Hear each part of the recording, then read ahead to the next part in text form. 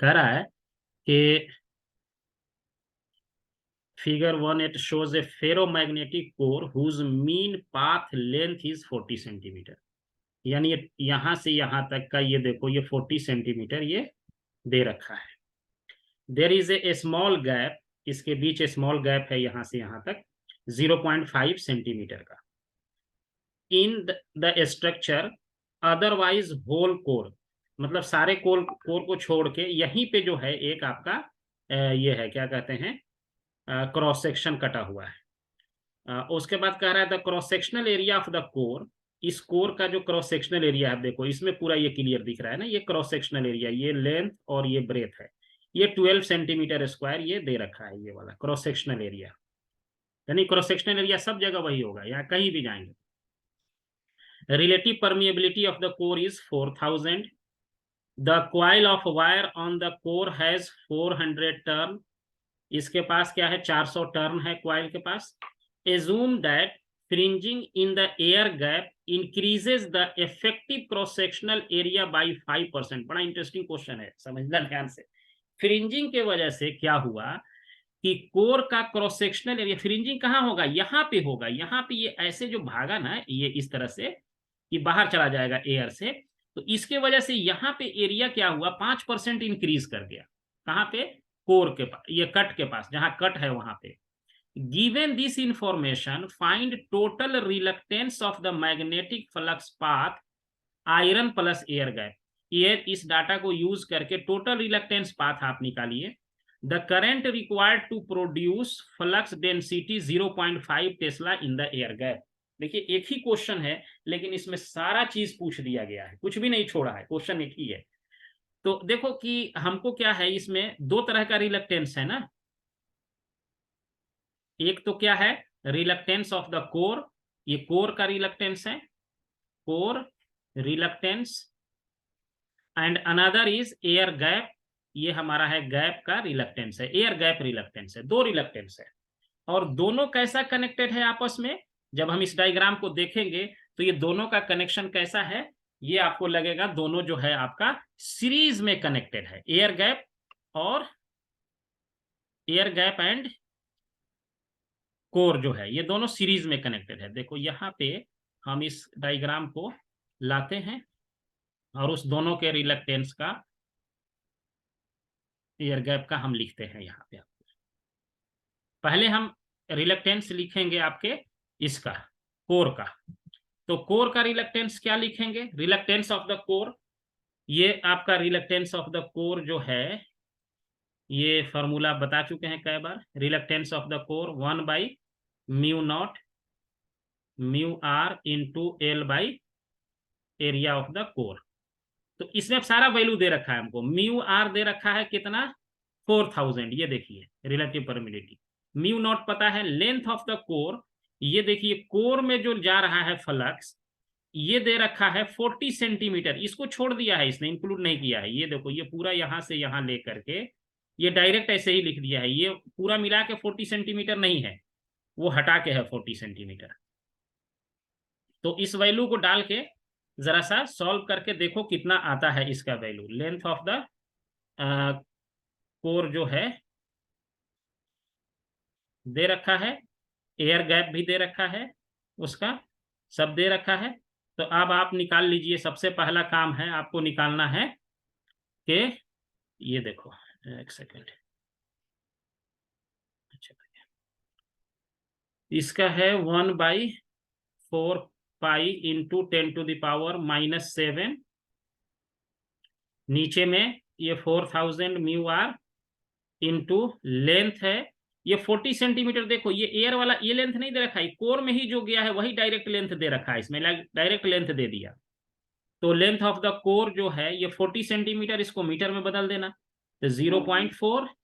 उसके बाद फिर क्या करो, area of cross section of the core 12 centimetre square है, 12 इंटू 10⁻⁻4 मीटर स्क्वायर हो जाएगा। अब इसको जरा सॉल्व करके मुझे बताओ जल्दी से कितना आता है। 0.63 इंटू 10⁻3। एक सेकेंड रुको, कितना बताएं बेटा, 0.63 इंटू 10⁻+3। 0.63 into 10 का पावर 3। अच्छा, एरिया ऑफ द कोर जो है, रुको, एरिया ऑफ द कोर इसमें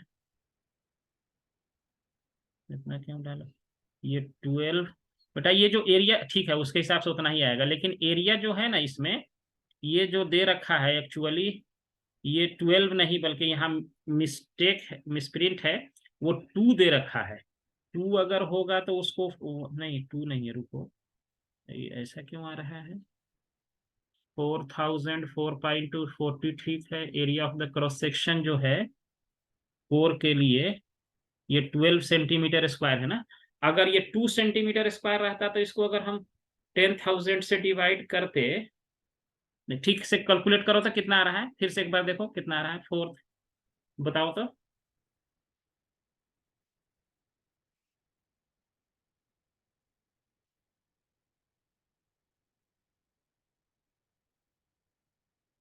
इसमें जो है इसको सॉल्व करके, इसमें दे रखा है 66,300 दे रखा है एम्पियर टर्न पर वेबर।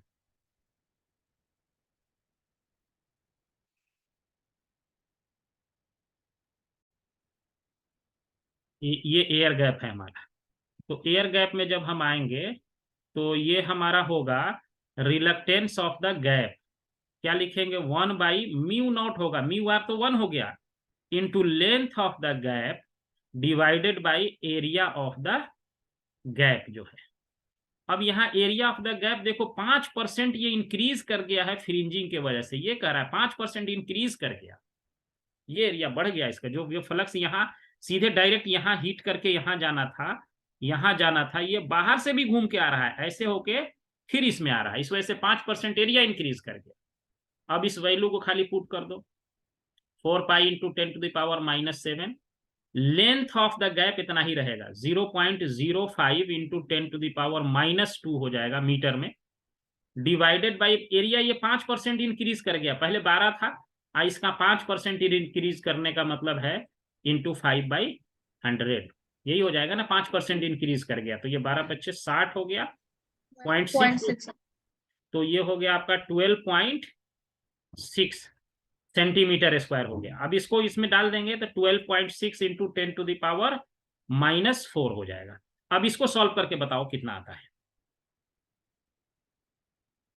ये वाला, ये हो गया, ये आ रहा है ना रिलक्टेंस ऑफ द गैप, यहाँ पे इसको तो 1/4 पाई 10⁻⁻7 लिखेंगे ही लिखेंगे, और उसके बाद ये 0.05, तो ये था 2 जीरो और हो जाएगा इसमें, ये -2 के वजह से, एंड डिवाइडेड बाई ये हो गया 10⁻4 से करेंगे तो 0.00126 हो जाएगा। इसको सॉल्व करके देखो 316, इस पे 3 जीरो आ रहा है, ये एम्पियर टर्न पर वेबर। अब देखो किसका रिलक्टेंस ज्यादा आया, एयर गैप का, ये देखो एयर गैप का रिलक्टेंस क्या आया, ज्यादा आया, रिलक्टेंस ऑफ एयर गैप। और ये रिलक्टेंस ऑफ द कोर देखो बहुत कम है, कोर का रिलक्टेंस, ये देखो 66,300 है, इसका है 3,16,000 है, तो एयर गैप का रिलक्टेंस जो है ज्यादा होता है, और एरिया बड़ा हो गया तो उसके वजह से जो है रिलक्टेंस का, उसके वजह से भी रिलक्टेंस इफेक्टेड होता है। अगर ये एरिया नहीं बड़ा होता तो इसको हम डिवाइड करते कितना, सिर्फ 0.00126 से, तो 126 से अगर हम करते तो ये एरिया हमारा क्या होता, छोटा रहता, तो ये रिलक्टेंस और बड़ा हो जाता है, इसका एरिया जो है इंक्रीज किया है।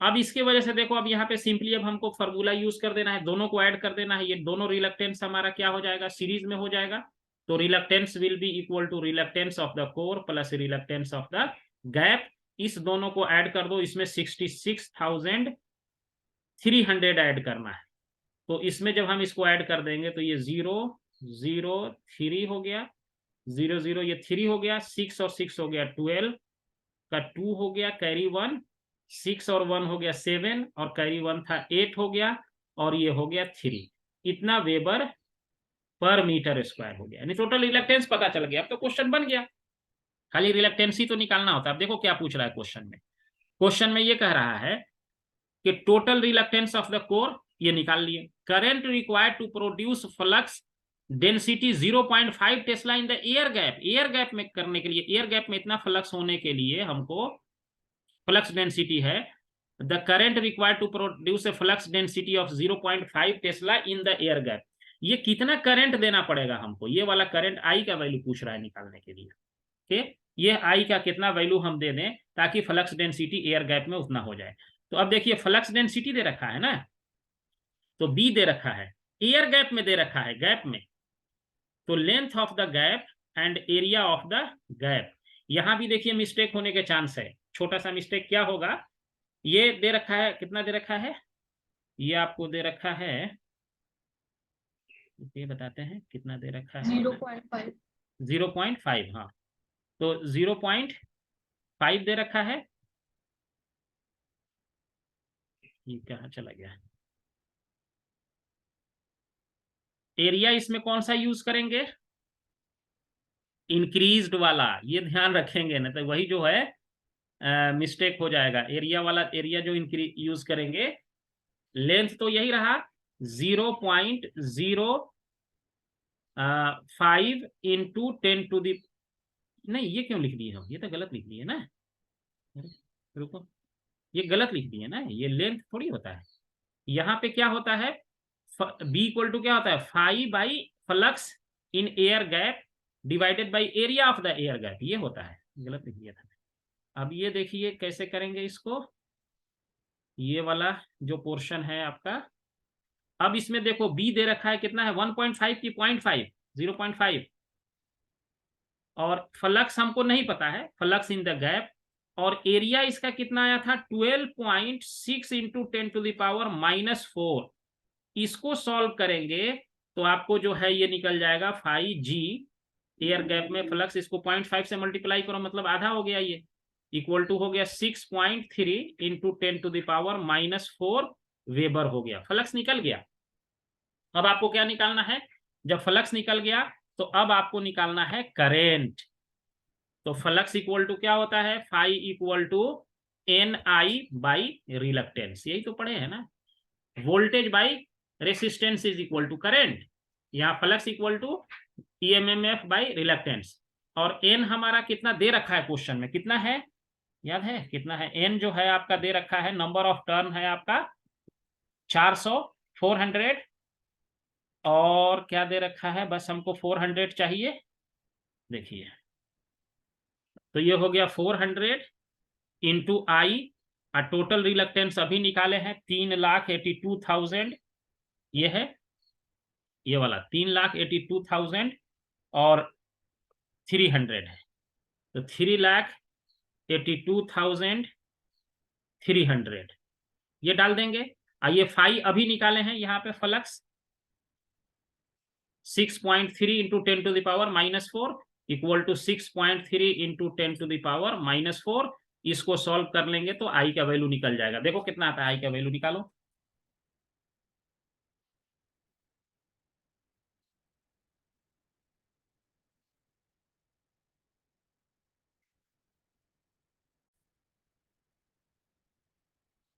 कैलकुलेशन एक बार वैसे भी फिर भी चेक कर लेना, हो सकता है कहीं अगर ये रहे तो उसको चेक कर लेना, क्वेश्चन को आप लोग पढ़ते रहिए तब तक, हम इसमें एक और डायग्राम आएगा, डायग्राम अभी हम आपको भेज रहे हैं।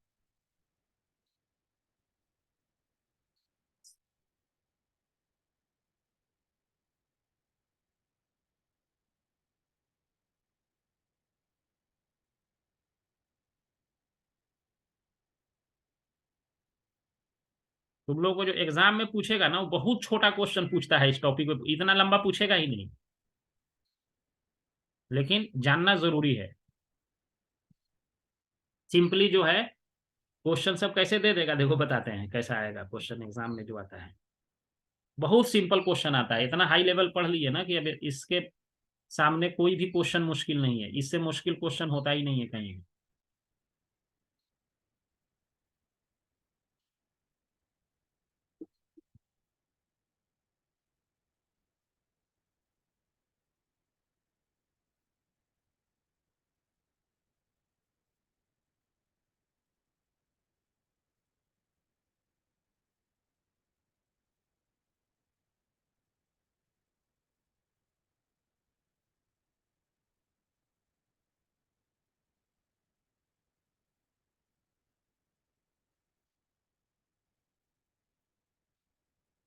अब आई था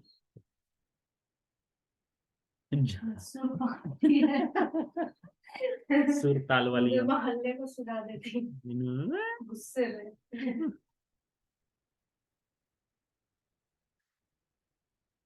देखो बेटा, हम क्वेश्चन का लॉजिक समझा देते हैं, ये क्वेश्चन बन जाएगा, खुद भी अपने बनाना है। देखो अपने खुद ही बना लेना, बन जाएगा।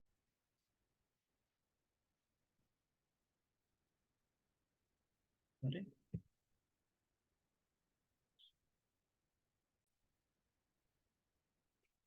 ये जो है ये सिंप्लीफाइड डायग्राम है, जिसमें एक स्टेटर है और एक रोटर है। ये तो ये आपका area of cross section of the material दे रखा है 12 सेंटीमीटर स्क्वायर, और इसके रोटर का भी इस जो एरिया है वो भी इतना ही दे रखा है। लेकिन यहाँ जो एयर गैप है ये दे रखा है आपको 0.05 सेंटीमीटर यहाँ और 0.05 सेंटीमीटर यहाँ दे रखा है। ये बिल्कुल प्रैक्टिकल एप्लीकेशन का क्वेश्चन है। और area of the cross section of the air gap including fringing, मतलब कुछ फ्लक्स बाहर भी भाग जाता है एयर से, ये यहाँ न जा करके डायरेक्टली कुछ इधर भी चला जाता, तो सब मिला के 14 सेंटीमीटर स्क्वायर दे रखा है। और रिलेटिव परमिएबिलिटी स्कोर का दे रखा है 2000, और 200 टर्न, ये नंबर ऑफ टर्न यहाँ 200 डाला हुआ है। If current in the wire is 1 ampere, इसमें 1 एम्पियर का है, तो पूछ रहा है एयर गैप में फ्लक्स निकाल के बताइए। अब देखो सेम ही फ्लक्स जाना है, क्योंकि सब आपस ऐसे ही फ्लक्स जो कोर में जा रहा है वही एयर गैप में जाएगा, वही रोटर में जाएगा, फिर होते हुए वापस हो जाएगा। तो इसमें हमको क्या करना पड़ेगा, सबका रिलक्टेंस निकालना पड़ेगा सबसे पहले, और रिलक्टेंस निकाल के फिर जो है हमको सारे रिलक्टेंस को सीरीज में ऐड करना पड़ेगा। तो जब सारा रिलक्टेंस निकाल लेंगे ऐसे, reluctance of the core, reluctance of the rotor and reluctance of the gap, ये तीनों को क्या करेंगे, रिलक्टेंस ऑफ द गैप, तीनों को जब हम ऐड कर देंगे तो आफ्टर एडिंग, और यहाँ पे ये हम एक बना देंगे, ये प्लस माइनस लिख देंगे, यहाँ पे n इंटू आई लिख देंगे, और ये हमारा फाई हो जाएगा। तो phi will be equal to N I divided by reluctance of the core plus reluctance of the rotor plus reluctance of the gap. ये तीनों इस फॉर्मूला से निकाल लेंगे, इसका वैल्यू सब दे रखा है। लेंथ ऑफ द कोर दे रखा है, area of cross section of the core दे रखा है, लेंथ ऑफ द रोटर दे रखा है, area of the cross section of the rotor वही है जो ये एसी है, और ये area of the air gap भी दे रखा है, कितना है, length of the air gap दे रखा है। यही सब इसमें डालेंगे, और डाल करके इसमें सब वैल्यू डाल करके सारा दे रखा है, आई दे रखा है 1 एम्पियर, एन दे रखा है 200, ये दे रखा है 1 एम्पियर, सारे वैल्यू को डाल के पुट करेंगे तो फ्लक्स निकल जाएगा। जैसे ही फ्लक्स निकल जाएगा तो एरिया, ये flux density in the gap लिखेंगे, flux density B in the gap लिखेंगे, ये क्या हो जाएगा, flux in the air gap divided by area of the gap. Area of the gap भी दे रखा है, यहाँ से फाई निकाल के इसमें पुट करेंगे और इसको सॉल्व कर लेंगे। सॉल्व करके बताओ कितना आता है, पूरा वैल्यू निकाल के। तो उसी में हो जाएगा इंटू ऐसे, में 100 आ जाएगा। हाँ हाँ। तो इसमें इसको सारे वैल्यू को जब हम सॉल्व करेंगे तो इसका टोटल रिलक्टेंस चेंज कर लेना है, और ये वाला वैल्यू जो है ये बीजी एयर गैप में, एयर गैप के लिए फिर एरिया यूज करना पड़ेगा 14 सेंटीमीटर जो दे रखा है वो निकालने के लिए। तो फ्लक्स का जो वैल्यू आ रहा है वो हम लिख दे रहे हैं यहाँ से, इससे मैचिंग करा लेना टोटल फ्लक्स पर। फ्लक्स का वैल्यू जो है वो आएगा, total flux is 0.0026 weber, flux is 0.0026 weber. Phi जो आएगा ये आएगा 0.0026